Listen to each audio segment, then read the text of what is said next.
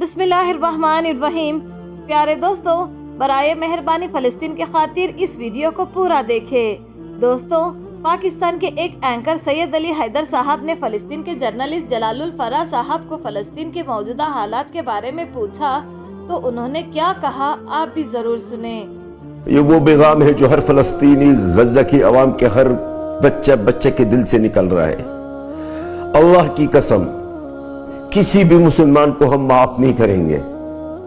जिस मुसलमान के हाथ में कुछ था और नहीं किया, उन्होंने कुछ कर सकता था और उन्होंने नहीं किया है, क़यामत दिन तक माफ नहीं करेंगे।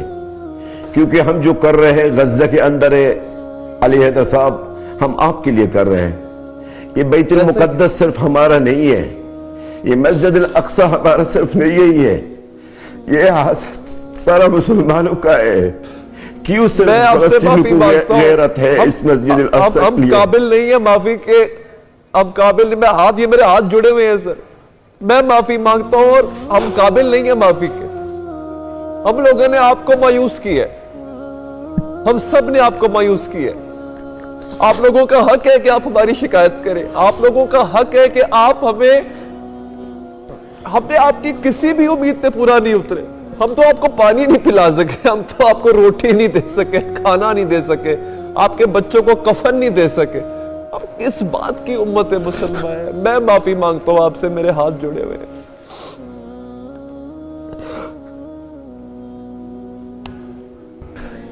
या अल्लाह, मैं दुआ करता हूं कि प्लीज,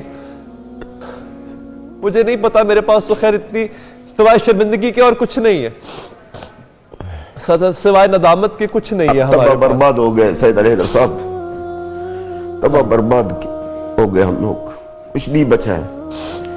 हमारे घर बार, मेरे खानदान में से तो कुछ बचा ही नहीं है, कुछ बचा ही नहीं है, वाकई कुछ नहीं बचा। अब अगर हमने कुछ कर भी दिया तो क्या फायदा? अब हमने अगर कोई फायदा नहीं है सर। अभी 7 महीने गुजर चुके हैं, 7 महीने गुजर चुके, कुछ भी नहीं।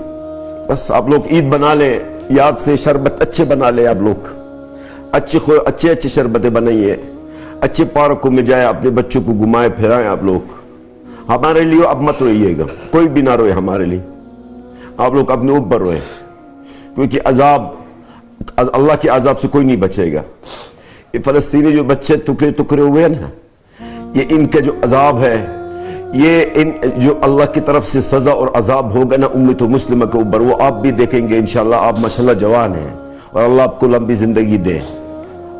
आप देखेंगे ये अजाब अल्लाह ताला का कैसा नाजिल होता इसी उम्मत मुस्लिमा के ऊपर, वो किस तरीके से अल्लाह ताला इस मासूम बच्चों का बदला लेता है।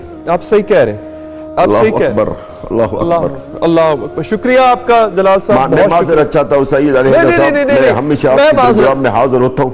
नहीं सर, मैं माजरत चाहता हूं, बहुत परेशान हूं।